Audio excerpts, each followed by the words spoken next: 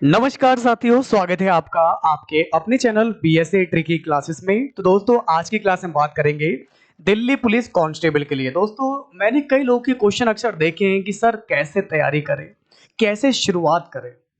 देखिए दोस्तों, जितना भी हमने आपको पढ़ाया है वो सब कुछ आपके लिए बहुत ही इंपॉर्टेंट है। अगर आप उतना ही पढ़ लेंगे तो भी अपने इस एग्जाम में बहुत अच्छा स्कोर कर लेंगे। आपका क्वेश्चन ये होना चाहिए कि आखिर कैसे इस एग्जाम में टॉप करें, तब तो सुनकर अच्छा लगेगा। तो सबसे पहले आप अपनी थिंकिंग पावर को, अपनी सोच को डेवलप कीजिए, विकसित कीजिए, उसको हाई कीजिए, उच्च कीजिए, तभी फिर चीजें आपको आसान लगने लगेंगी। देखिए, चलना तो सबको ही है। एक टेंशन के साथ व्यक्ति चलता है और एक बिल्कुल मस्त होके खुशी के साथ आगे बढ़ता रहता है। तो बस आपको भी बिल्कुल खुशी के साथ रास्ते पर चलना तो पड़ेगा ही।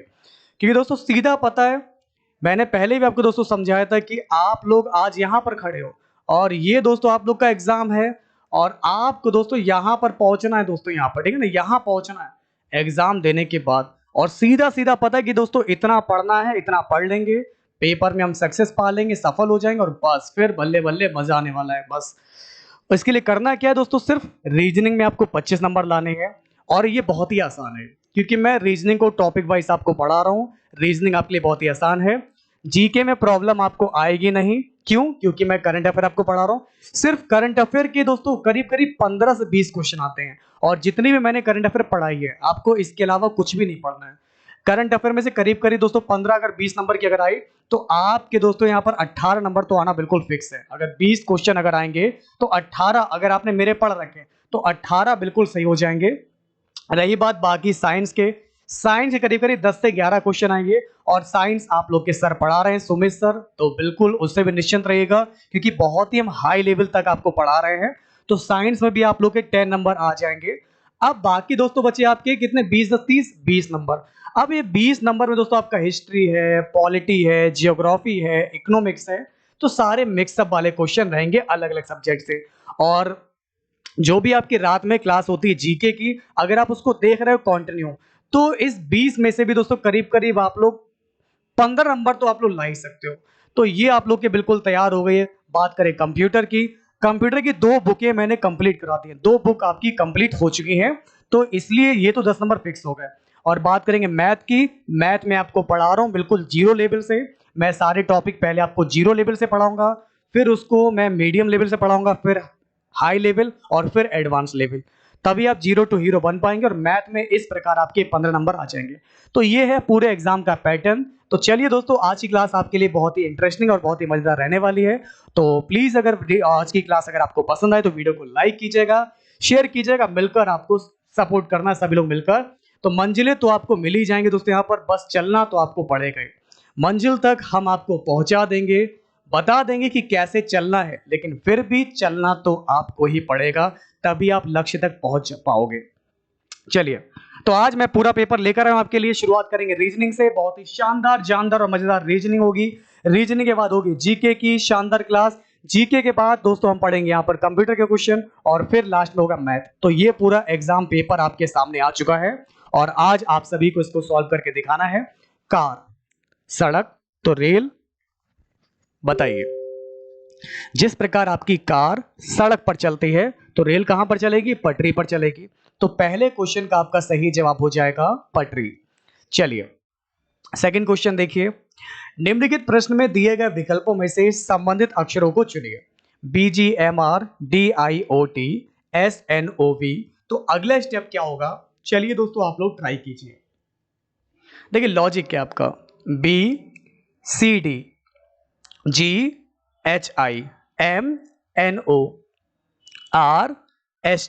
तो केवल आपको +2 +2 +2 +2 स्टेप आगे बढ़ना है।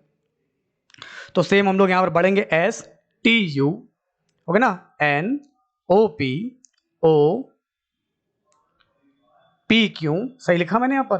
तो यहां पर आ जाएगा और V, तो V से मेरा क्या आ जाएगा, यहाँ पर X आ जाएगा। तो मेरा सही जवाब क्या होगा? UPQX। कुछ गड़बड़ करें मैंने, VWX। तो दोस्तों आपका सही जवाब होगा यहां से। तीसरे क्वेश्चन की बात करेंगे तो मेरा आंसर आ जाएगा UPQX। तो UPQX हमें कहां दे रखा है? ये आपको दिया गया यहां पर, ठीक है ना। टेक्निकल प्रॉब्लम चल रही है तो यहाँ पर देखिए चीजें लिखी हुई गायब हो रही हैं अपने आप। फिलहाल आप लोग को मैंने समझाया है, केवल आपको क्या करना है, दो दो स्टेप आपको आगे बढ़ना है। तो आपका आंसर क्या आएगा, डी वाला। चलिए अगला क्वेश्चन देखिए, 12 से आपका आता है 156, तो 14 से आपका क्या होगा, आइए आपको मैं समझाता हूं। देखिए, अच्छा ये बात है, 12 में मैंने एक स्टेप आगे बढ़ा, मैं 13 हो गया। 13 की 12 से मल्टीप्लाई कराओ, 12 3 36, 3 हाथ से लगा, 12 कम 12 3 15। तो इस प्रकार 156 आ गया। अब हमें दिया गया 14, 14 में एक नंबर आगे बढ़ेंगे तो आपका 15 हो जाएगा। तो बस 14 और 15 की मल्टीप्लाई करिए, 15 चौक 60, 6 हाथ से लगा, 15 एकम 15, 6 18, सॉरी 15 कम 15, 6 18 करा, 15 और 6 कितना हो जाएगा आपके यहाँ पर, 5 5 10 और 1 21। तो जिनका भी आंसर यहाँ पर आ रहा है आपका 210 बिल्कुल राइट हो जाएगा। तो अगर आपका आंसर यहाँ पर 210 आ रहा है बिल्कुल राइट होगा। समझ में आ रहा है, कोई डाउट तो नहीं है? तो इसलिए मैं कह रहा हूँ आप ध्यान से पढ़ाई कीजिए, आप मन लगाकर पढ़ाई कीजिए। मैं भी बिल्कुल आपके साथ दिल और दिमाग से लगा हुआ हूँ। मुझे जो भी इंपॉर्टेंट मिल रहा है, चाहे वो कोई सा पेपर हो, आपका दिल्ली पुलिस एसआई का पेपर हो, आपका मिनिस्ट्रियल का पेपर हो, चाहे कांस्टेबल का पेपर हो, मैं एक एक करके सारे क्वेश्चन पेपर आपको सॉल्व करवा रहा हूँ, इनकी प्रैक्टिस करवा रहा हूँ। साथ ही साथ दोस्तों एसएससी के भी पूछे गए प्रीवियस ईयर के क्वेश्चन मैं करा रहा हूँ, जैसे कि आपका एसएससी का सीपीओ हो गया, ठीक है ना, जीडी वाला हो गया, आपका सीजीएल सीएचएसएल में इनके भी क्वेश्चन इंक्लूड कर रहा हूँ, ताकि आपकी तैयारी बहुत ही अच्छे लेवल पर हो जाए। चलिए आपके सामने यहाँ पर 4 ऑप्शन है, नींबू, गाजर, चुकंदर, सलजम। तो इन चारों में आपका विषम शब्द क्या होगा, चलिए ट्राई कीजिए। देखिए नींबू, नींबू एक रसदार फल है, एकदम खट्टा फल होता है। बाकी आपकी सारी रूपांतरित जड़ें हैं, जैसे कि आपका गाजर जमीन के अंदर जड़ें हैं, चुकंदर जमीन के अंदर जड़ें हैं, सलजम जमीन के अंदर जड़ें हैं। तो बाकी सब आपके जड़ें हैं, समझ रहे हैं आप लोग मेरी बात को? तो अन्य सभी रूपांतरित जड़ें और तने हैं जो जमीन के भीतर उगते हैं, लेकिन नींबू ये आपका ऊपर उगता है जमीन के। तो जिनका भी आंसर नींबू आ रहा है, lemon, that's a perfect answer. चलिए लेमन जूस के बाद बढ़ेंगे आगे। बहुत ही अच्छा क्वेश्चन था आपके सामने। अब आप लोग बताइए कि निम्नलिखित प्रश्न में दिए गए विकल्पों में से विषम अक्षरों को चुनिए। तो सबसे अलग क्या होगा, मैंने टॉपिक पढ़ा दिया ऑड लेटर वाला, कंप्लीट हो चुका है ये टॉपिक आपका रीजनिंग में। मैं रीजनिंग डेली आपको पढ़ा रहा हूँ और मैं टॉपिक बाई टॉपिक एक एक करके क्वेश्चन पढ़ा रहा हूँ। और हमारा जो टॉपिक रीजनिंग में चला भी कोडिंग डिकोडिंग चल रहा है, ठीक है ना। देखिए अगर हम 9th क्वेश्चन की बात करेंगे तो आपका लॉजिक क्या है, ए डी और जी। तो मतलब दोस्तों साफ हो गया, यहाँ पर तो +3 आगे बढ़ रहा है। सी एफ आई +3 स्टेप आपका आगे बढ़ रहा है। जे एम क्यू +3 स्टेप है। और एस वी वाई आपका +3 है। तो सबसे अलग आपका हो जाएगा ऑप्शन नंबर सी, ठीक है। चलिए इसको बताइए दोस्तों, निम्नलिखित प्रश्न में दिए गए विकल्पों में से विषम संख्या युग्म को चुनिए। 17 से 12, 29 से 14, 21 से 16, 31 से 26। तो आपका सही जवाब क्या होगा, चलिए दोस्तों आप लोग बताइए। 17 और 12 का डिफरेंस 5 हो जाएगा, 17 में से 12 गया 5, ओके। 29 में से 14 गया आपका 15 हो जाएगा, 21 में 16 गया आपका 5, और 31 में से 26 गया आपका 5। तो बाकी सभी में जो आपका अंतर है, डिफरेंस, वो आपका 5 है। बट ऑप्शन नंबर बी में आपका क्या दिया गया, 15 है। तो इसलिए सबसे अलग क्या होगा, ऑप्शन नंबर 2 होगा।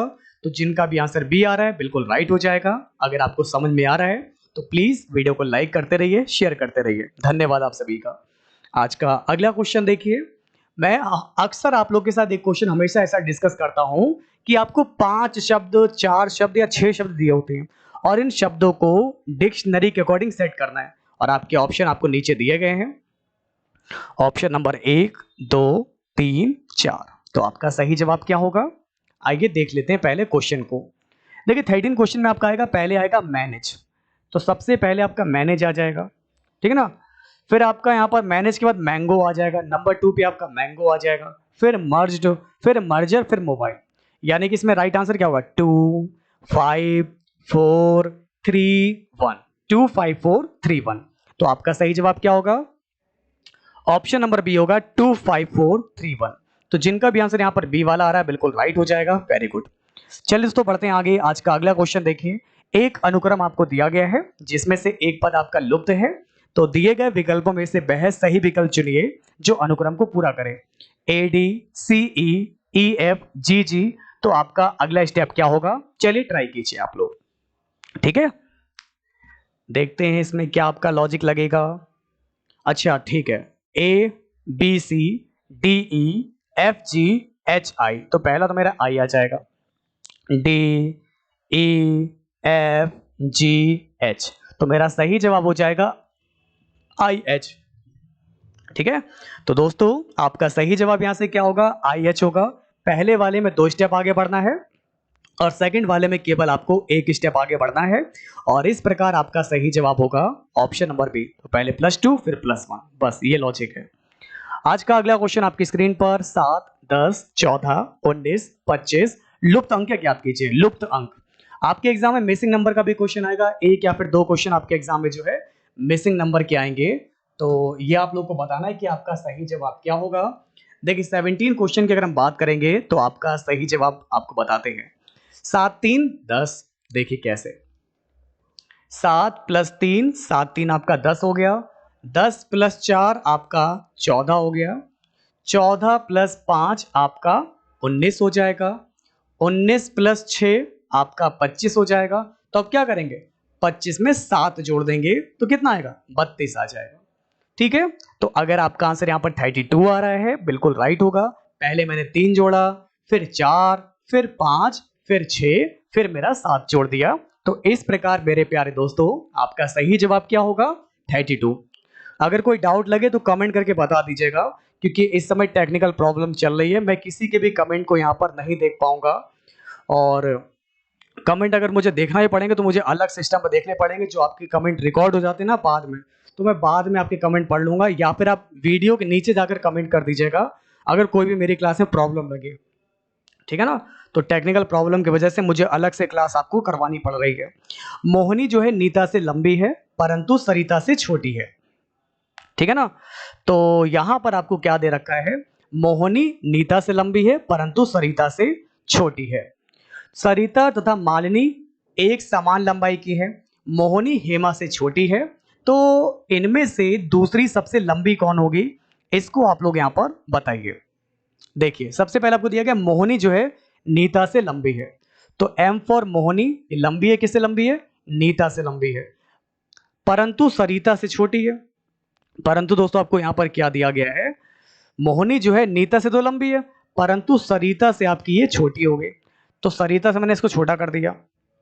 ठीक है ना, चलिए अब बढ़ते हैं आगे।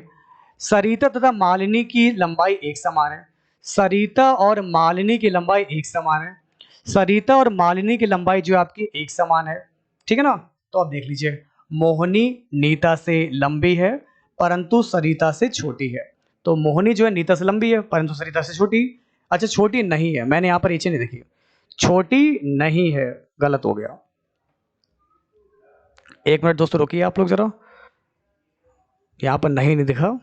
अब देखिए फिर से, मोहिनी जो है नीता से लंबी है परंतु सरिता से छोटी नहीं है, तो सरिता को मैं पीछे रखना यहाँ पर मोहिनी से। ठीक है ना, तो मैं लिखा यहाँ पर मोहिनी, ठीक है ना, सरिता को रखा यहाँ पर सरिता। सरिता किसके बराबर है, सरिता बराबर है मालिनी के बराबर है, तो मालिनी के बराबर लिख दिया। और कह रहे हैं हेमा जो है मोहिनी से बड़ी है, हेमा जो हो गई आपकी मोहिनी से बड़ी हो गई, तो हेमा जो है किससे बड़ी हो गई आपकी, मोहिनी से बड़ी हो गई, तो इनमें दूसरी लंबाई किसकी है दोस्तों। तो 19 क्वेश्चन का दोस्तों यहाँ पर आंसर क्या हो रहा है, हमें ये चीज क्लियर नहीं हो पा रही। एक तरफ आपको कह रहे हैं मोहिनी जो है नीता से लंबी है और एक तरफ आपका हेमा भी कह रहे हैं इससे लंबी है, तो इस चीज को हम ज्ञात नहीं कर सकते, क्योंकि दोस्तों इन दोनों के बीच में कोई भी लॉजिक मेरा फॉलो हो नहीं रहा है, कहीं से भी कोई भी दोनों के बीच रिलेशन नहीं बन पा रहा है, इसलिए आपका राइट आंसर क्या होगा, कैन नॉट बी डिटरमाइंड। तो ऐसे क्वेश्चन भी एग्जाम में आ जाते हैं जो हमारे समय को बर्बाद करते हैं। ठीक है ना, चलिए अब बढ़ेंगे आगे। आज का अगला क्वेश्चन देखिए, निम्नलिखित विकल्पों में से वह शब्द चुनिए जो दिए गए शब्द के अक्षरों का प्रयोग करके नहीं बनाया जा सकता। डिक्शनरीज, तो कौन सा शब्द आपका एक्चुअल में नहीं बन सकता है, तो 23 क्वेश्चन का आपका सही जवाब होगा डिक्टेट, क्योंकि आपका DIC है, T भी है, आपका A भी है, लेकिन एक दूसरा वाला T नहीं है, इसमें केवल सिंगल T है, जबकि आपको 2 T चाहिए। अब ले चलते हैं आपको आगे दोस्तों, एक बहुत ही इंपॉर्टेंट और इंटरेस्टिंग क्वेश्चन आप लोग के बीच आ चुका है।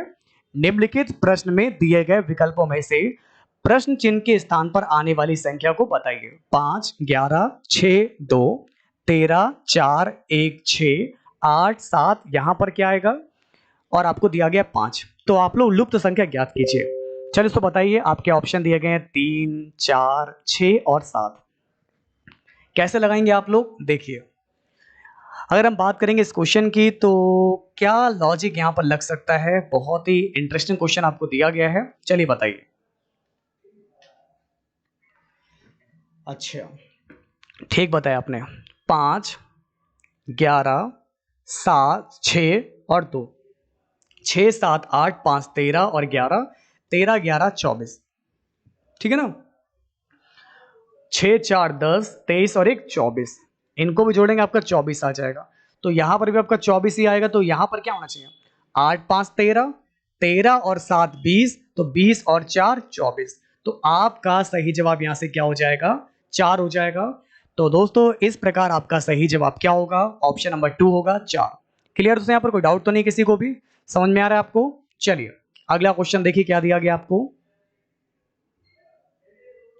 देखिए दी गई आकृति में कितने आपके त्रिभुज होंगे। तो दोस्तों आपका एक बहुत ही इंपॉर्टेंट क्वेश्चन आपको देखिए क्या दिया गया है। दी गई आकृति में आपके टोटल नंबर ऑफ ट्रायंगल कितने होंगे। तो आपको यहाँ पर ट्रायंगल काउंट करना है। तो कैसे आप लोग ट्रायंगल काउंट करेंगे, आपके 12 ट्रायंगल होंगे, 14 ट्रायंगल होंगे, 16 ट्रायंगल होंगे, या फिर आपके यहाँ पर 20 ट्रायंगल होंगे। आइए दोस्तों इनको काउंट करते हैं कि टोटल नंबर ऑफ ट्रायंगल कितने हैं। हमें पता है दोस्तों यहाँ पर 1, 2 और एक कंप्लीट वाला हो जाएगा ये। तो 3 ट्रायंगल मेरे इसमें होंगे, 3 ट्रायंगल। इसी प्रकार मेरे 3 ट्रायंगल इसमें हो जाएंगे। इसी प्रकार मेरे 3 ट्रायंगल मेरे इसके अंदर हो जाएंगे। तो 3 3 3 3 3 9 ट्रायंगल तो मेरा ये हो गया 9, और बाकी 1 ट्रायंगल, 2 ट्रायंगल, 3 ट्रायंगल। तो ये 3 ट्रायंगल मिल गए, कितना हो गया 9, 10, 11, 12, 12 ट्रायंगल मुझे मिल गए। बाकी दोस्तों एक बड़ा वाला ट्रायंगल ये वाला, दोस्तों ये वाला ट्रायंगल मिलेगा आपका, और एक ट्रायंगल आपका ये उल्टा कर लो बिल्कुल, ये मिल जाएगा। तो 1 और 1 2 मिल गए, ये तो 12, 13, 14। तो दोस्तों मेरे प्यारे मित्रों, इसमें टोटल नंबर ऑफ ट्रायंगल कितने हैं, टोटल आपके इसमें ट्रायंगल हो जाएंगे 14। कैसे हो जाएंगे, मैं फिर से आपको रिपीट कर रहा हूं क्वेश्चन, एक बार में समझ लीजिए आप लोग।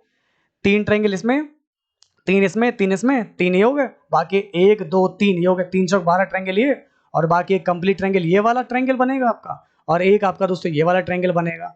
तो कुल मिलाकर आपके टोटल इसमें ट्रायंगल कितने हो जाएंगे, 14 हो जाएंगे। ठीक है, चलिए अब आपका अगला क्वेश्चन आपको क्या दिया गया है, इसको आप लोग यहां पर बताइए। आपको कथन दिया गया कि कुछ पेन कप हैं, ये आपका आई हो जाएगा। कुछ पेन कप हैं, ये आपका आई हो जाएगा। और सेकंड देखिए कथन आपको दे रखा है कुछ कप प्लेटें नहीं है, तो ये आपका ओ हो जाएगा। ठीक है ना।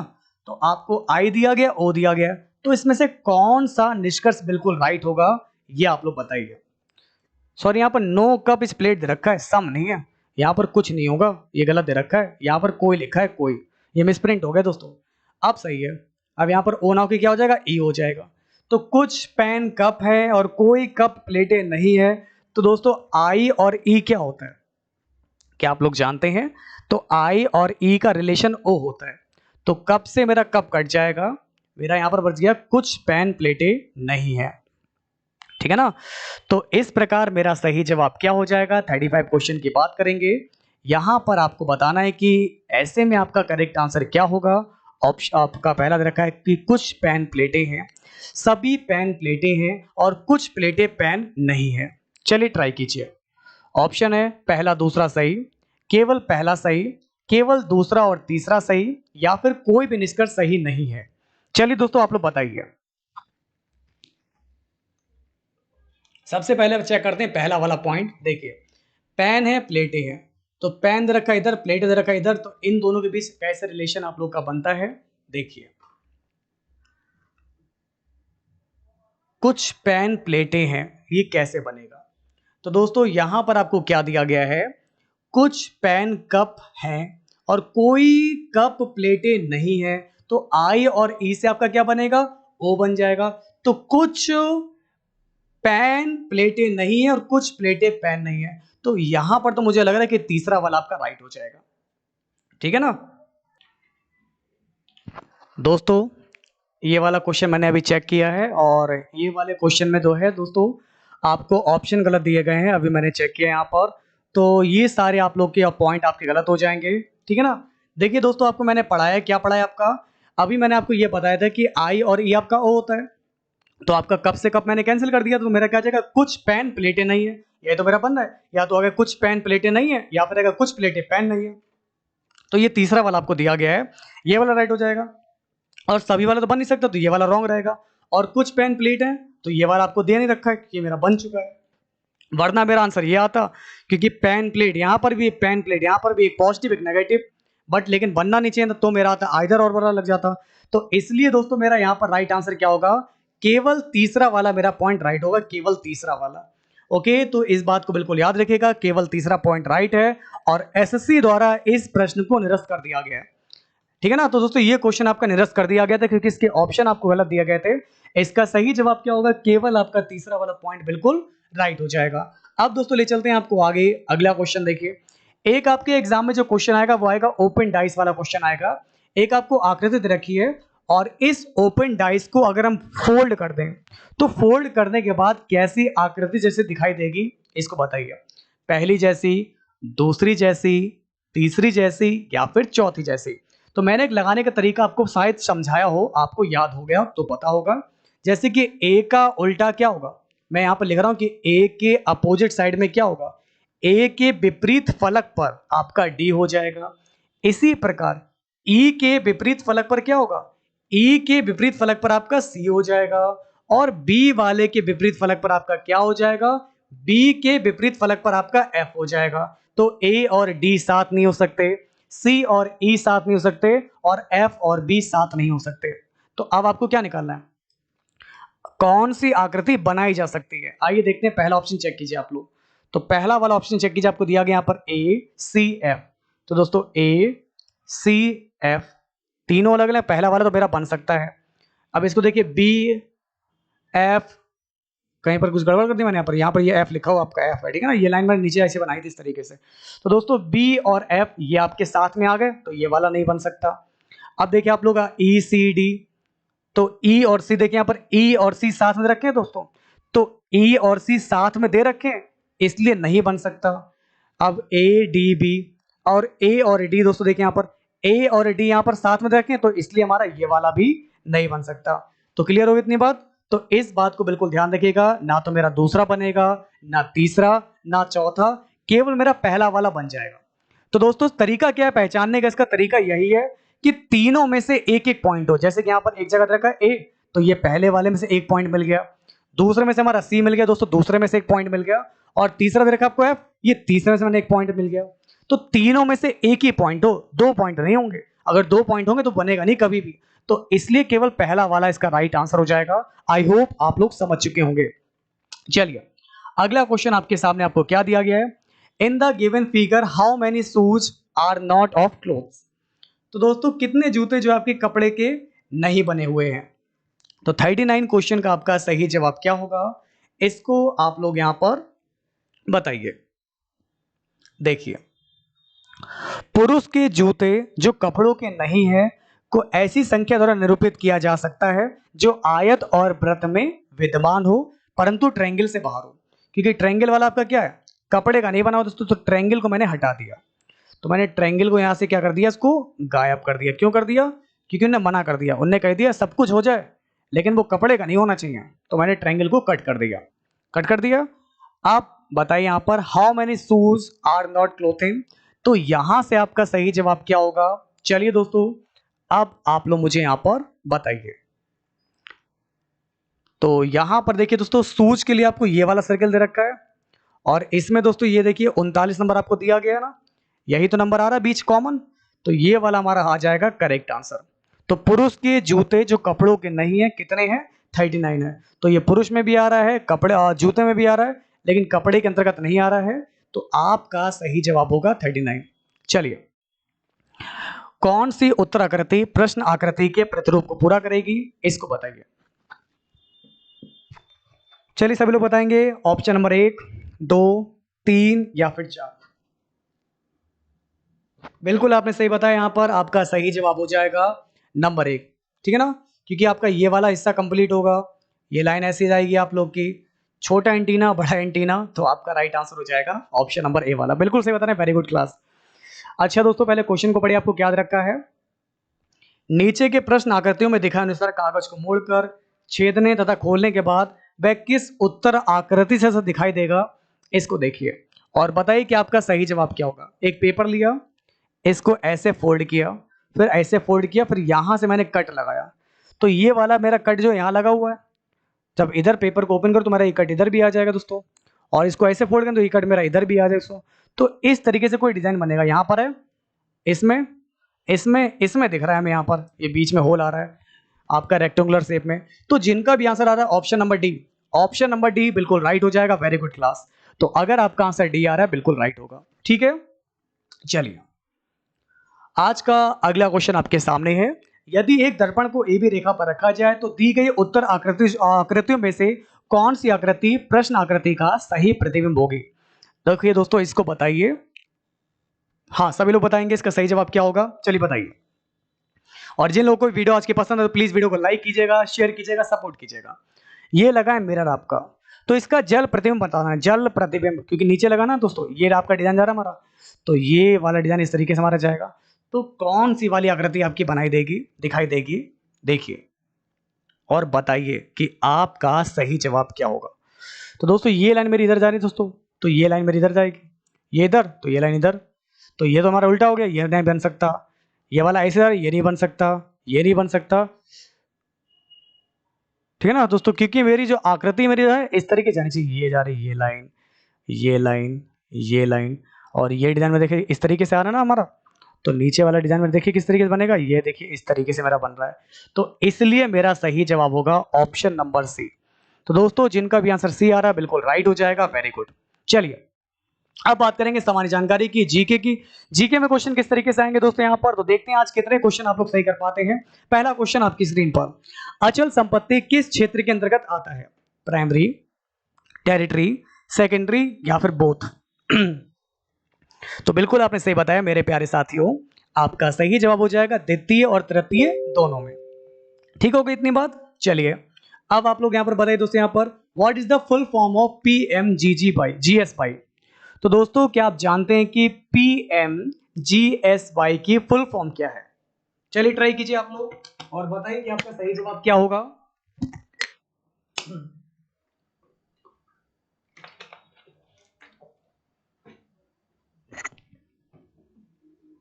देखिए अगर हम बात करेंगे 52 क्वेश्चन की तो आपका सही जवाब होगा प्रधानमंत्री ग्राम सड़क योजना।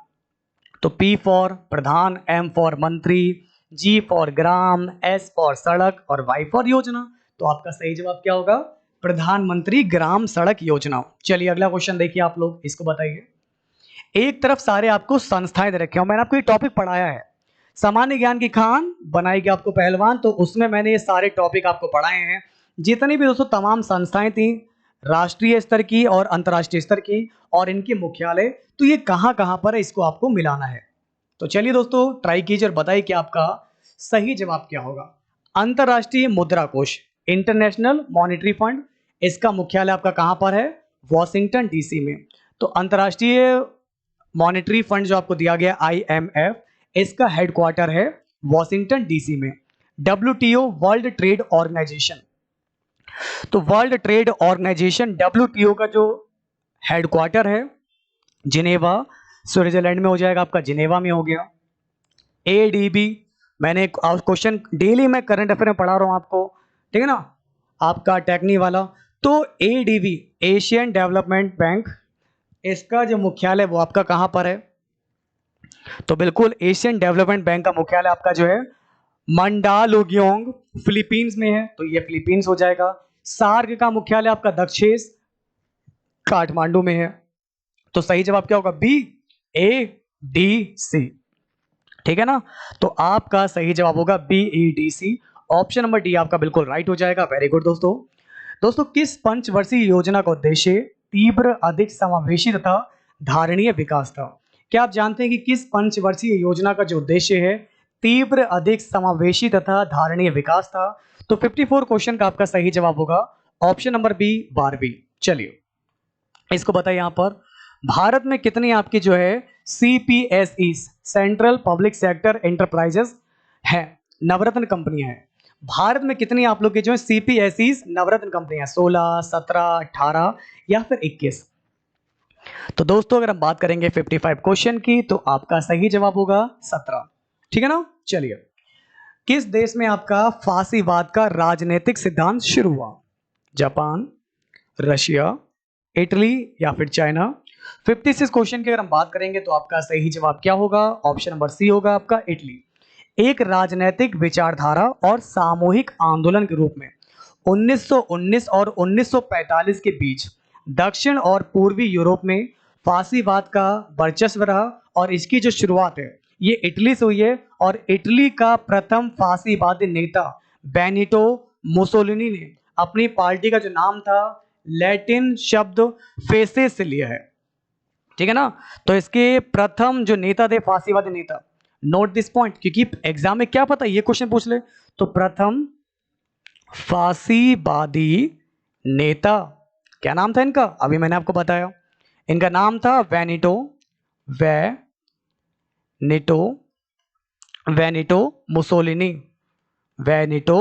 मुसोलिनी।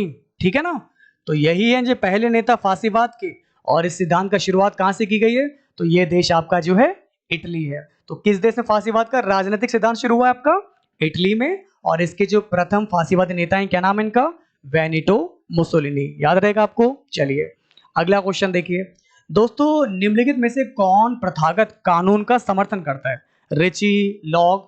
तो आपका सही जवाब यहां से क्या हो जाएगा? रिची। मैंने क्वेश्चन पढ़ा है पहले भी।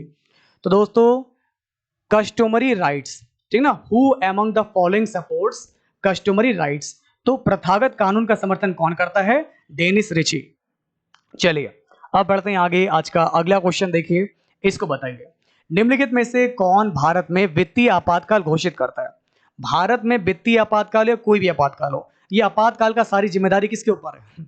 तो ये सारी जिम्मेदारी जो है प्रेसिडेंट के ऊपर है। लेकिन बात करेंगे वित्तीय आपातकाल, वित्तीय आपातकाल आता है आपका आर्टिकल नंबर 360 में।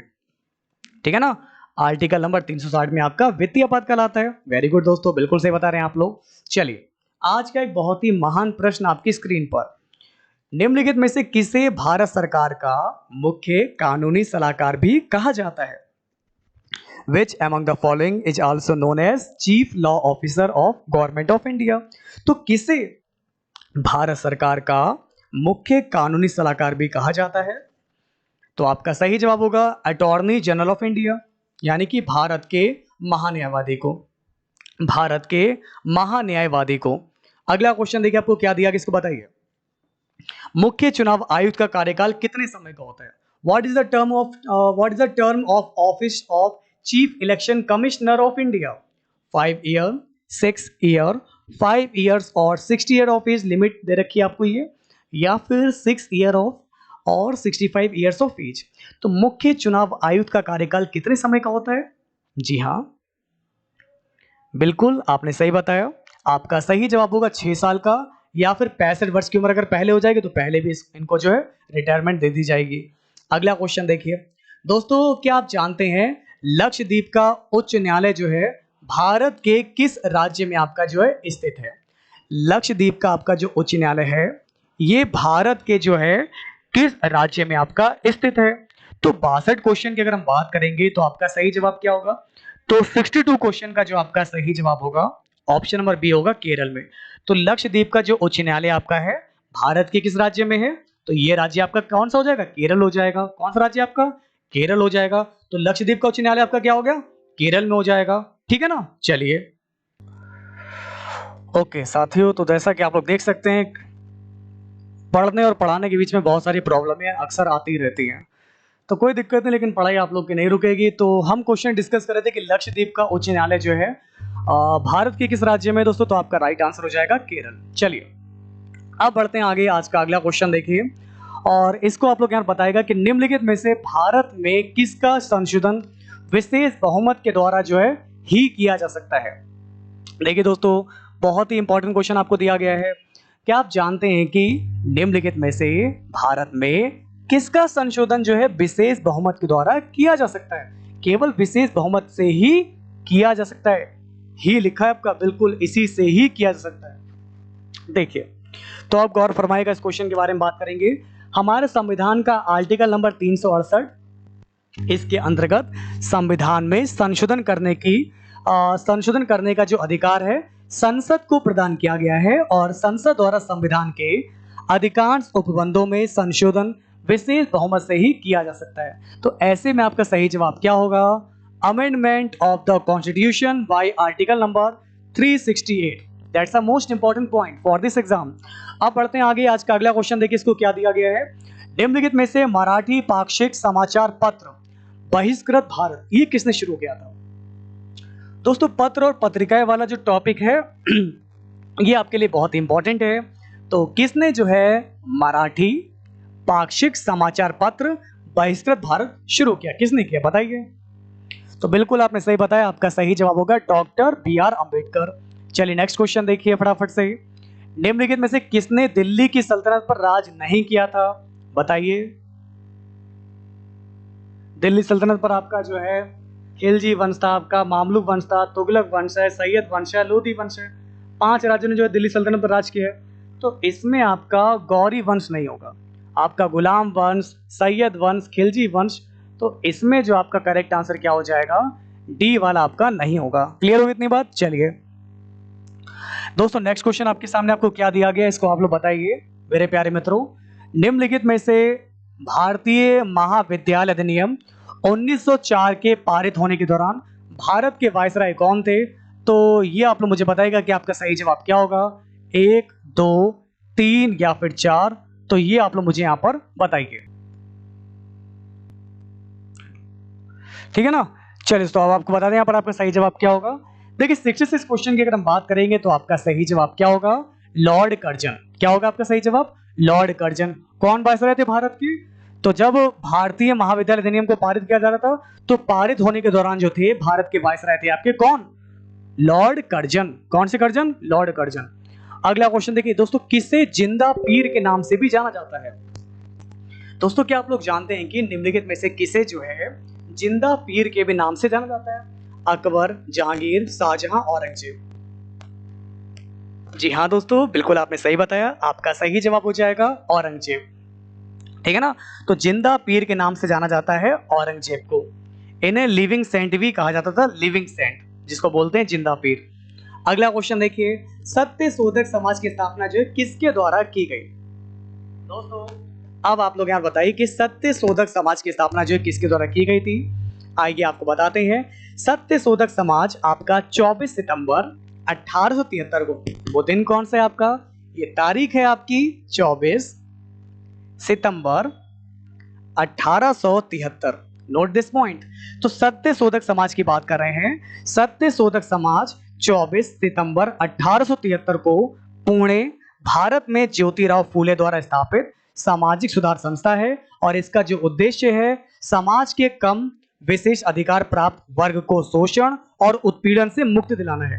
तो जो भी यहाँ पर निम्न वर्ग के हैं तो इनको इनका शोषण होने से, इनका उत्पीड़न होने से मुक्ति दिलाना है, और यह मानव कल्याण, प्रसन्नता, एकता, समानता और सरल धार्मिक सिद्धांतों और अनुष्ठानों के आदर्शों के साथ स्थापित किया गया था।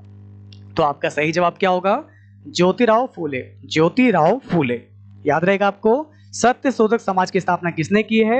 ज्योतिराव फूले जी ने की है। कब की है? 24 सितंबर 1873 में की है। और कहां की है? तो पुणे में की है। कहां की है इसकी स्थापना? पुणे में की है। ये 3-4 क्वेश्चन पेपर में बन सकते हैं, इनको पढ़ लीजिएगा। कोई दिक्कत लगे कमेंट करके मुझे बता दीजिएगा। अब बात करते हैं आगे। एक तरफ आपको दिया गया माउंटेन रेंज और एक तरफ महाद्वीप, इनको मिलाइए। आपका हिमालय, एडीज और रॉकी। तो दोस्तों चलिए आपको बता दें आपका सही जवाब क्या हो जाएगा। तो दोस्तों चलिए आपको बताइए, हिमालय आपका जो एशिया में है, हिमालय हो गया आपका एशिया का पर्वत हो गया, ठीक है ना? एंडीज दुनिया में सबसे लंबी महाद्वीपीय पर्वत श्रृंखला है जो दक्षिण अमेरिका के पश्चिमी किनारों से निरंतर हाईलैंड बनाती है। तो ये दक्षिण अमेरिका में हो जाएगा। एडीज दक्षिण अमेरिका हो जाएगा, सही लिखा ना मैंने? रॉकी ये पश्चिमी उत्तरी अमेरिका की एक बड़ी पर्वत श्रृंखला है जो पश्चिमी कनाडा से दक्षिण अमेरिका तक फैली हुई है। तो आपका सही जवाब हो जाएगा उत्तरी अमेरिका, ठीक है ना? तो इस समय दोस्तों थोड़ी सी प्रॉब्लम ये चल रही है तभी आपको थोड़ा सुनने में प्रॉब्लम आ रही होगी, तो बोलने में दिक्कत इसलिए लग रही है दोस्तों यहाँ पर, क्योंकि इस समय जो है मौसम बहुत खराब चल रहा है। तो मैं भी बिल्कुल आपकी तरह मशीन की तरह लगा हुआ हूँ, ठीक है ना। तो कभी कभी मशीन में जैसे प्रॉब्लम आ जाती है, वैसे मेरे अंदर भी जो है अभी फीवर मुझे आ रहा है। तो मैं फिर भी क्लास इसलिए करवा रहा हूँ दोस्तों, ताकि आप लोग की क्लास मिस ना हो। तो प्लीज आप लोग सपोर्ट करते रहेगा, और यकीन मानिएगा दोस्तों, मैंने जितने भी क्वेश्चन आपको पढ़ाए हैं, आप एक एक क्वेश्चन को पढ़कर जाएगा अपने इस एग्जाम के लिए। अब की बार दिल्ली पुलिस पार हो जाइए बिल्कुल तैयार, क्योंकि हम हैं आपके साथ। तो बस डरने की है क्या बात, पढ़ते चले जाइए आप लोग, तो हम सब हैं साथ। तो दोस्तों क्या होगा इसका सही जवाब, आइए जानते हैं। तो आपका सी, फिर ए, फिर बी। तो सी ए बी यानी कि ऑप्शन नंबर बी आपका बिल्कुल राइट हो जाएगा। सही जवाब होगा आपका ऑप्शन नंबर बी। निम्नलिखित में से किस तिथि पर दक्षिण गोलार्ध में ग्रीष्मकाल अयनांत को देखा जाता है? तो 70 क्वेश्चन का आपका सही जवाब होगा 21 दिसंबर। अगला क्वेश्चन देखिए, हिमोड एक प्रकार का मृदा अपरदन है जो निम्नलिखित में से किस के कारण होती है? चलिए बताइए। बिल्कुल आपने सही बताया, आपका सही जवाब हो जाएगा ग्लेशियर। चलिए नेक्स्ट क्वेश्चन देखिए, फटाफट से बताएंगे। सरदार सरोवर बांध निम्नलिखित में से किस नदी पर है? सरदार सरोवर बांध किस नदी पर है? वेरी गुड, आपने सही बताया, नर्मदा नदी पर है, ठीक है ना। चलिए अगला क्वेश्चन देखिए, भारत की किस नदी का अंतर्देशीय जल निकास है? चलिए ट्राई कीजिए।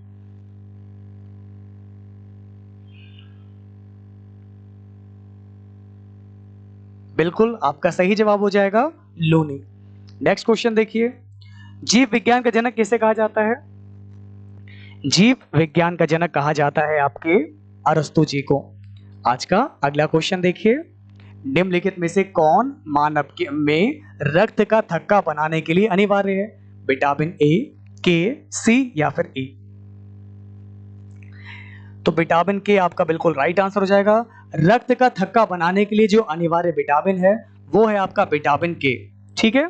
तो आपका सही जवाब हो जाएगा विटामिन के, जो कि वसा में घुलनशील विटामिन समूह में से एक है। यह एक आपका रक्तस्राव रोधी विटामिन है जो यकृत में प्रोथ्रोम्बिन के निर्माण के लिए आवश्यक है, ठीक है ना। तो मानव शरीर में इस विटामिन की कमी से रक्त का थक्का नहीं बनता है, जिससे कहीं कट जाने पर अनियंत्रित रक्तस्राव होता रहता है। तो कभी कभी हमारी बॉडी में कहीं पर भी, उंगली में कहीं पर भी चोट लग जाती है तो ब्लड फ्लो होने लगता है, ब्लड बहने लगता है। तो दोस्तों जो विटामिन के होता है, इसको कुछ समय के बाद हमारे ब्लड को जमा देता है, ताकि रक्त का स्राव वो बंद हो जाता है, ठीक है ना। नहीं तो हमारा ब्लड ऐसे फ्री में बह जाए। तो जिनका भी आंसर विटामिन के आ रहा बिल्कुल राइट हो जाएगा, ऑप्शन नंबर बी होगा विटामिन के। अब बात करेंगे कंप्यूटर की। कंप्यूटर में कुछ बहुत ही इंपॉर्टेंट क्वेश्चन आपके एग्जाम में आएंगे, तो आइए देखते हैं। ओके, तो दोस्तों चलिए आपको यहाँ पर बता रहे हैं, यहाँ पर कंप्यूटर के आपके एग्जाम में जो करीब करीब 10 क्वेश्चन आएंगे। तो किस तरीके से क्वेश्चंस प्रीवियस पेपर में पूछे गए थे, आज मैं उन कुछ प्रश्नों को आप लोग के साथ डिस्कस करने वाला हूं। तो आज हम केवल यहाँ पर 10 क्वेश्चन जो है आपके एग्जाम में पूछे गए वो आप लोग के साथ डिस्कस करेंगे, जो कि आप लोग के एसएससी के एग्जाम में रिपीट हो चुके हैं, और आप लोग के ये यूपी पीसीएस का जो एग्जाम होता है उसमें भी आ चुके हैं। साथ ही साथ यूडी और एलडीए के भी क्वेश्चन इसमें पूछे गए जो कई बार रिपीट हो चुके हैं। तो आईआरसी की फुल फॉर्म क्या है, चलिए बताइए। IRC, internet relay chat. तो आईआरसी की फुल फॉर्म क्या है? Internet relay chat. चलिए अगला क्वेश्चन देखिए, डिजिटल कंप्यूटर जो है किस सिद्धांत पर कार्य करता है? सभी लोग बताएंगे। बिल्कुल आपने सही बताया, आपका सही जवाब होगा कैलकुलेशन। अगला क्वेश्चन देखिए, कंप्यूटर शब्दावली में यूएसबी की फुल फॉर्म क्या है? चलिए ट्राई कीजिए।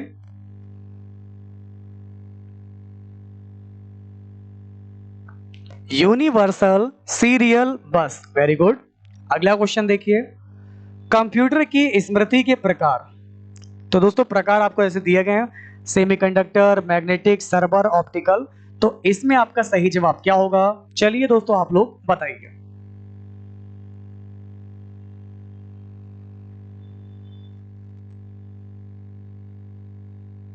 सिलिकॉन चिप को सेमीकंडक्टर कहते हैं। मैग्नेटिक टेप पर स्मृतियां अंकित होती है। सर्वर कंप्यूटर नेटवर्क का नियंत्रण कंप्यूटर होता है, और ऑप्टिकल भी स्मृति का कार्य करता है। तो आपका सही जवाब होगा सेमीकंडक्टर, मैग्नेटिक और ऑप्टिकल। ये सब आपके मेमोरी के टाइप दिए गए हैं, इसलिए आपका सही जवाब होगा ऑप्शन नंबर सी। चलिए दोस्तों एक बहुत ही चिल्ड्रन प्ले क्वेश्चन है, बच्चों वाला। सीपीयू की फुल फॉर्म क्या है? हालांकि ये बच्चों वाला क्वेश्चन तो है, लेकिन कई एग्जाम में रिपीट हो चुका है। ये क्वेश्चन आपका पीसीएस प्री में भी आ चुका है। Central processing unit, central processing unit. कभी कभी होता है ना ऐसे, एक दो क्वेश्चन ऐसे होते हैं जो बिल्कुल हलवा होते हैं। तो 1 + 1 का बाइनरी एडिशन क्या होगा? देखिए 1 + 1 आपका होता है 1 0, ये आपका है बाइनरी एडिशन। तो 1 + 1 का मतलब क्या होता है? 1 0 होता है। तो यहाँ पर 0 होता है योग और 1 कैरी में आता है। तो आपका सही जवाब क्या होगा? 0 एंड 1 कैरी। तो जिनका भी आंसर बी आ रहा है इसको बिल्कुल एज इट इज ऐसे ही पढ़ लीजिएगा, ठीक है ना। चलिए आज का अगला क्वेश्चन देखिए, निम्नलिखित में से कौन हार्डवेयर नहीं है? सही जवाब होगा आपका ऑप्शन नंबर सी, असेंबलर। अगला क्वेश्चन देखिए, एमएस डॉस का सबसे पहले विमोचन किस वर्ष हुआ था?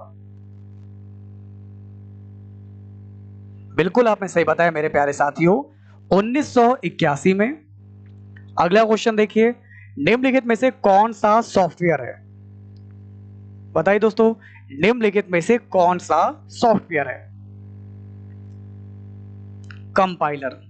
कंपाइलर जो आपका है सॉफ्टवेयर है, ठीक है ना, जो प्रोग्राम को कंपाइल करने के लिए यूज किया जाता है।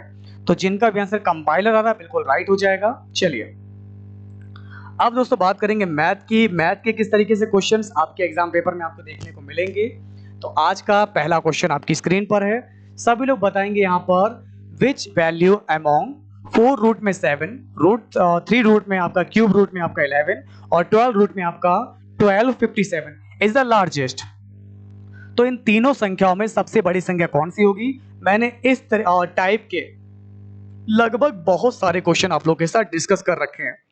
तो कैसे करेंगे देखिए, जैसे कि हमारे ये 4 रूट में है, ये 3 रूट में, और ये आपका 12 रूट में दे रखा है। ये 4 रूट है, क्यूब रूट है, ये 12 रूट है।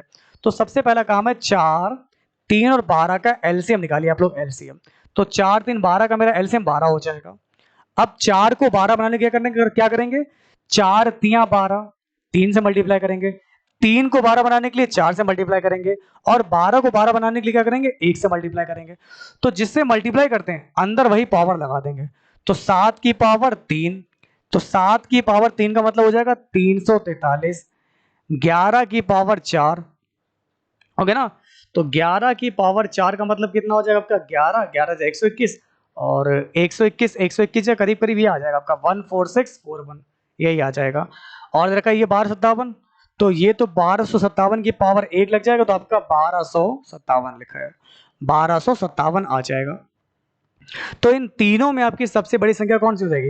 ये 14,000 वाला सबसे बड़ा दे रखा है, इसलिए दोस्तों आपका राइट आंसर हो जाएगा 11 वाला। तो जिनका भी आंसर यहां से आ रहा है क्यूब रूट 11 बिल्कुल राइट हो जाएगा। तो आपका सही जवाब होगा ऑप्शन नंबर 1। चलिए अगला क्वेश्चन देखिए, बिना समय गवाए बताएंगे इस क्वेश्चन का आपका सही जवाब क्या होगा। और इस क्वेश्चन को लगाने से पहले मैं एक तरीका पहले ही आपके साथ डिस्कस करना चाहूंगा। अगर आपके एग्जाम में कभी भी इस तरीके से दे रखा हो, रूट के अंदर दे रखा हो आपको 1 + 1/n² प्लस 1/n+1 का होल ऑफ स्क्वायर, अगर ये सीरीज रखी हो जैसे कि 1 अपॉन रूट के अंदर 1 + 1/n² प्लस 1/n+1 का होल ऑफ स्क्वायर, तो इसका तरीका क्या होता है ओपन करने का?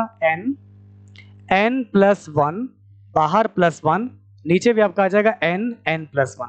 तो बस इस ट्रिक को आप लोग याद रखिएगा, ये है शॉर्टकट ट्रिक, ये है आपकी शॉर्टकट ट्रिक।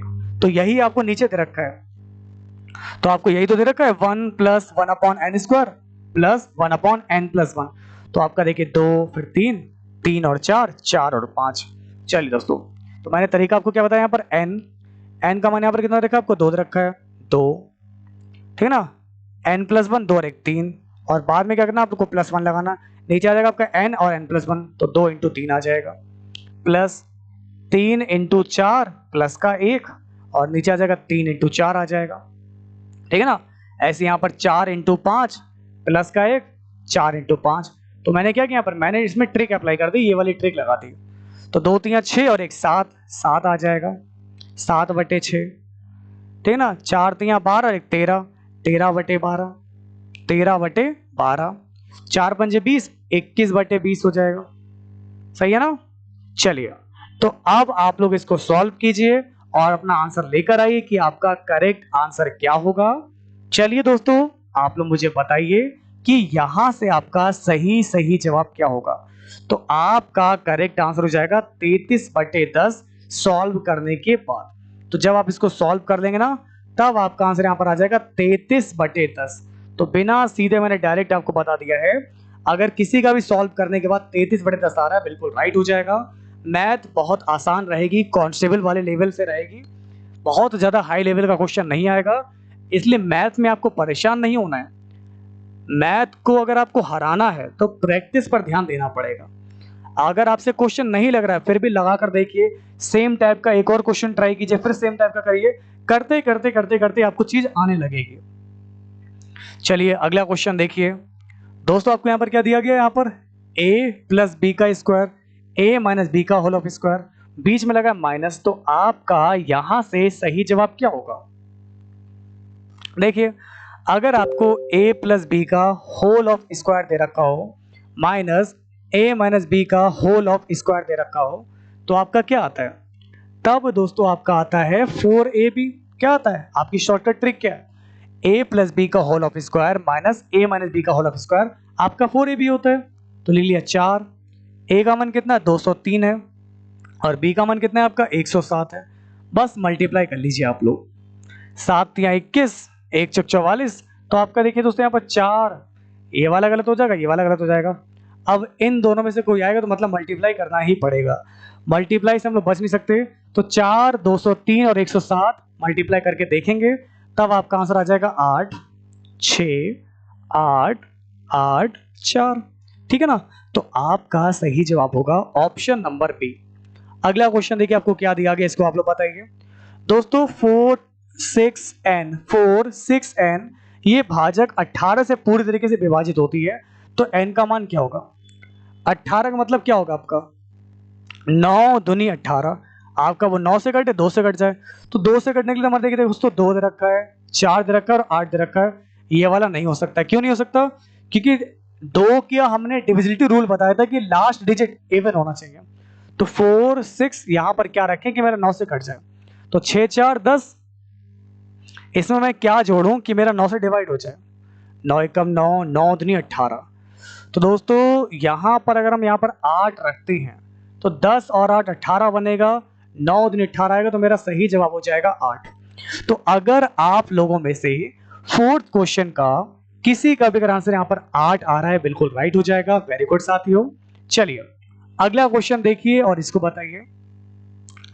अमन तथा रमन मिलकर एक काम को 30 दिन में, अमन प्लस रमन मिलकर एक काम को 30 दिन में कर सकते हैं, जबकि रमन और मनन ये उसी काम को 36 दिन में कर सकते हैं, जबकि मनन और अमन 45 में, मनन प्लस अमन आपके 45 दिन में कर सकते हैं। तो सबसे पहला आपका टारगेट क्या है, 30, 36 और 45। तो इसका एलसीएम निकालिए, आपका एलसीएम यही टोटल काम होता है। तो मेरा एलसीएम आ जाएगा 180, 3 छंग 18, 6 बचेगा, 36 पंजे 180 और 45 चौक 180। तो दोस्तों हमारा यहाँ पर देखिए 2 बार ए आ रहा है, 2 बार आपका आर है, 2 बार एम है, तो 6, 4, 10, 5, 15। तो 2 अमन रमन और मनन बराबर हमारा 15 हो जाएगा। तो अमन प्लस रमन प्लस मनन इन तीनों की क्षमता हो जाएगी 15/2।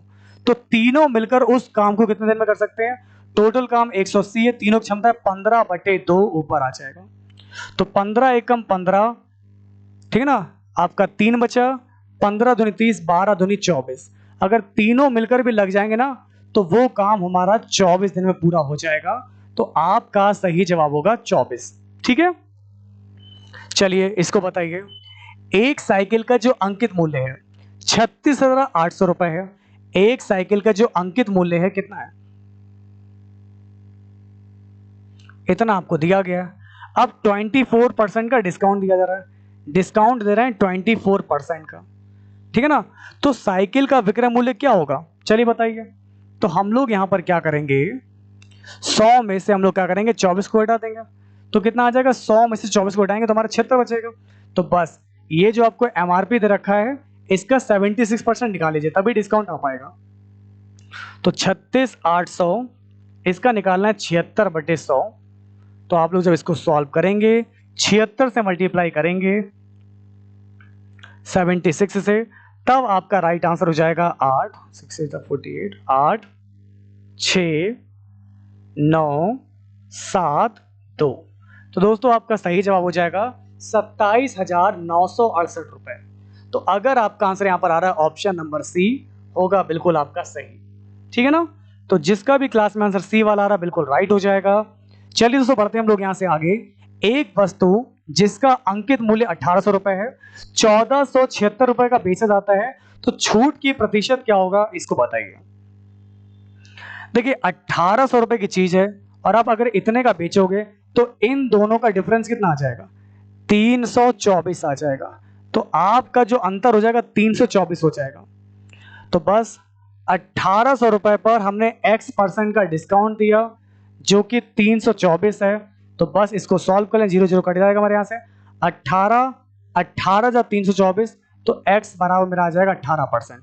तो छूट का प्रतिशत कितना हमारे दे रखा है, ये दे रखा है हमारा 18%। तो जिनका भी आंसर यहाँ पर 18 आ रहा है बिल्कुल राइट हो जाएगा। चलिए दोस्तों बढ़ते हैं आगे। आज का अगला क्वेश्चन है आपके सामने। दो संख्याओं का जो अनुपात है 5:11 है। तो 5 और 11 दे रखा है। यदि दोनों में 10 की वृद्धि कर दी जाए, अगर 10 की वृद्धि कर देते हैं तो मेरा अनुपात जो है 7/13 हो जाता है, 7:13 हो जाता है।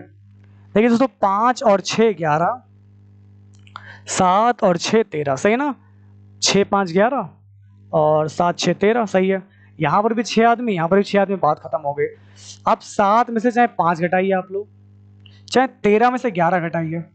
5 2 7 और 11 2 13, सही है। तो 2x बराबर आपको 10 दिया गया है, 2 पंजे 10, x बराबर मेरा कितना हो जाएगा 5 हो जाएगा। तो दोनों संख्याओं का योग क्या होगा, तो 11 5 16, 16 पंजे 80। तो आपका सही जवाब हो जाएगा 80। चलिए सो लगाइए आपका अगला क्वेश्चन देखिए। 3p बराबर 5q बराबर 15r, तो p अनुपात q अनुपात r की वैल्यू क्या होगी, चलिए बताइए। कभी भी अगर ये सब आपको मल्टीपल में दे रखे हो जैसे कि 3p 5q और 15r, तो इसको लिखना आपको 1/3 अनुपात, अगर आपको p q r निकालना तो क्या करेंगे 1/5 अनुपात 1/15। तो 3 5 15 का जो एलसीएम हो जाएगा क्या हो जाएगा 15 हो जाएगा। तो मैंने 15 से मल्टीप्लाई कर दिया। जब मैं 15 से मल्टीप्लाई करूंगा तो क्या होगा 15 एकम 15, 15 एकम 15, 15 एकम 15, बात खत्म हो गई। अंदर भेज दी मैंने, यहाँ पर हर तरफ मैंने मल्टीप्लाई करा दिया। यहाँ पर 3 पंजे 15, 5 तियां 15, 15 एकम 15, इधर बचा 5, इधर बचा 3, इधर बचा 1। तो मेरा सही जवाब क्या होगा 5:3:1, ठीक है ना। चलिए अब इसको देखिए आप लोग। प्रथम 13 प्राकृतिक संख्याओं के घनों का औसत क्या होगा। देखिए दोस्तों अगर हम बात करेंगे 12th क्वेश्चन की तो आपका सही जवाब क्या होगा, प्रथम 13 प्राकृतिक संख्याओं के घनों का औसत। जैसे कि मान लीजिए आपको दिया हो फॉर्मूला, आपका फॉर्मूला कहता है 1 का क्यूब प्लस 2 का क्यूब, करते करते करते करते आपको n का क्यूब तक निकालना है। तो फॉर्मूला क्या आपका n प्लस 1 अपॉन का 2, ठीक है ना, और पूरे का हमारे क्या हो जाएगा होल ऑफ स्क्वायर हो जाएगा। तो हमें यहाँ पर दे रखा 13, तो लिखेंगे 13, 13 और 1 14/2 और पूरे का स्क्वायर, सही लिखा मैंने यहाँ पर। तो 2 7 14, 13 7 91, सही कर रहा हूँ मैं यहाँ पर, कुछ गलत कर रहा हूँ मैं यहाँ पर। तो 13 7 मेरा कितना हो जाएगा 91 हो जाएगा। क्लियर हो गई इतनी बात। तो यही मेरा फॉर्मूला था आपका n प्लस 1 अपॉन 2 का क्यूब हो जाएगा। तो ये मेरा आगे कितना आ गया 91 आ गया, 91 का स्क्वायर। तो मेरा यहाँ पर क्या आ गया 91 का स्क्वायर आ गया। तो ये मेरा हो गया यहाँ पर योगफल, क्या आया योगफल हो गया। हमें क्या करना औसत, तो औसत निकालना है औसत। तो औसत बराबर मेरा हो जाएगा योगफल बटे कुल संख्या। तो योगफल दे रखा है 91 × 91 मतलब स्क्वायर आपका, और आपकी संख्या कितनी 13 है। तो बस इसको एवरेज में बदलिए, 13 एकम 13, 13 7 91, 7 एकम 7, 7 9 63। तो आपका सही जवाब होगा 637। तो जिनका भी आंसर डी आ रहा बिल्कुल राइट हो जाएगा, वेरी गुड। अब ये है आपका आज का अंतिम प्रश्न आपके सामने। यदि एक आयत की लंबाई में 20% की कमी की जाती है, चौड़ाई में 40% की कमी की जाती है, तो आयत के क्षेत्रफल में कितने % की कमी होगी। चलिए तो आप लोग बताइए आपका सही जवाब क्या होगा, ए बी सी या फिर डी।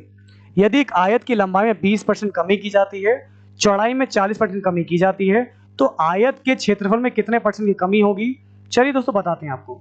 पहले 20% की कमी कर रहे हैं, फिर 40 की कमी कर रहे हैं, plus minus plus sorry minus minus plus हो जाएगा, 20 इंटू 40 अपॉन में आपका 100 आ जाएगा, 0 0 कैंसिल हो गया, 40 50 60 हो जाएगा माइनस का, ये प्लस का 4 दूनी 8 हो जाएगा, सॉल्व करेंगे आपका माइनस का 52 हो जाएगा। तो आयत के क्षेत्र में कितनी कमी हो जाएगी? 52% की कमी हो जाएगी। माइनस का मतलब होता है, माइनस किस बात का संकेत है? कमी का। तो दोस्तों 16 क्वेश्चन की अगर हम बात करेंगे तो आपका सही जवाब होगा 52% की आपको कमी हो जाएगी। तो दोस्तों कैसे लगी आपको क्लास? उम्मीद करता हूँ कि आज की क्लास आपको बहुत ही हेल्पफुल लगी होगी। तो अगर ये क्लास आपको पसंद आए तो प्लीज़ वीडियो को लाइक कीजिएगा, शेयर कीजिएगा, मिलकर आप लोग सपोर्ट कीजिएगा। तो मिलते हैं आप लोगों से आपकी अगली क्लास में कुछ और भी इंपॉर्टेंट क्वेश्चन के साथ। बन रही है आप लोग आपके अपने चैनल BSA ट्रिकी क्लासेस में। तब तक के लिए नमस्कार, जय हिंद, वंदे मातरम।